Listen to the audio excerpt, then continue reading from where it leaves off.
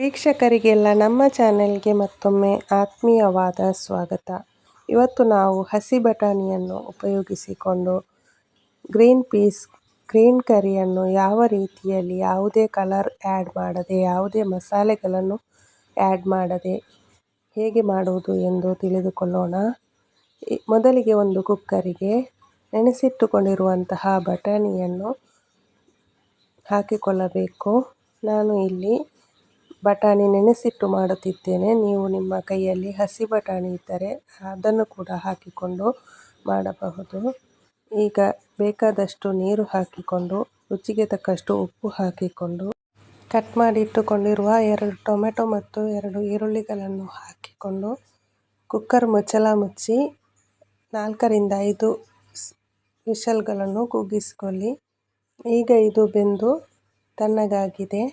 ಈಗ 1 ಸೌಟಿನಷ್ಟು ಬಟಾಣಿಯನ್ನು ತೆಗೆದು ಸಪರೇಟಾಗಿ ಎತ್ತಿಟ್ಟುಕೊಳ್ಳಿ.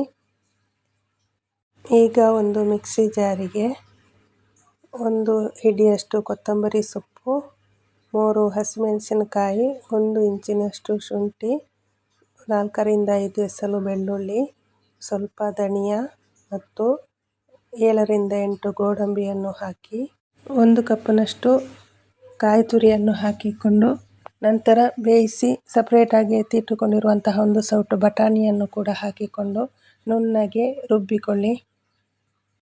ಈಗ ಗ್ಯಾಸ್ ಮೇಲೆ ಇನ್ನೊಂದು ಪಾತ್ರೆ ಇಟ್ಟು ಒಗ್ಗರಣೆಗೆ ರೆಡಿ ಮಾಡಿಕೊಳ್ಳಿ.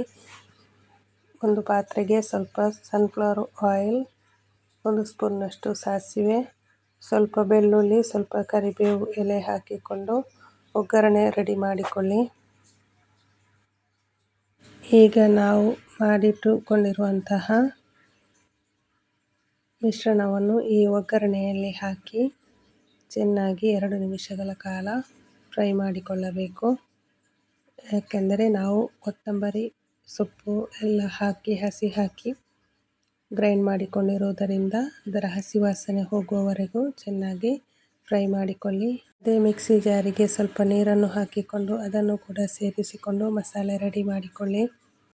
ಮಸಾಲೆ ಕುದಿಯಲು ಶುರುವಾದಾಗ ನಾವು ಬೇಯಿಸಿ ಇಟ್ಟುಕೊಂಡಿರುವಂತಹ ಬಟಾಣಿಯನ್ನು ಕೂಡ ಈ ಗ್ರೇವಿಗೆ ಹಾಕಿಕೊಂಡು ಚೆನ್ನಾಗಿ ಕುದಿಸಿಕೊಳ್ಳಿ. ಈಗ ಸ್ವಾದಿಷ್ಟವಾದ ಗ್ರೀನ್ ಪೀಸ್ ಗ್ರೀನ್ ಕರಿ ಸವಿಯಲು ಸಿದ್ಧವಾಗಿರುತ್ತದೆ.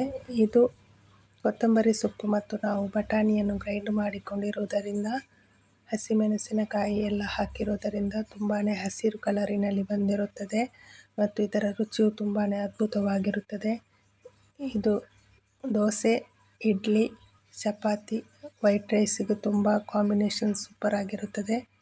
ವೀಕ್ಷಕರೇ, ನಿಮಗೆ ನಮ್ಮ ಚಾನೆಲ್ನಲ್ಲಿ ಬರುವಂತಹ ವಿಡಿಯೋಸ್ಗಳು ಇಷ್ಟವಾದರೆ ನಮ್ಮ ಚಾನಲನ್ನು ಸಬ್ಸ್ಕ್ರೈಬ್ ಮಾಡಿ ನಮಗೆ ಸಪೋರ್ಟ್ ಮಾಡಿ.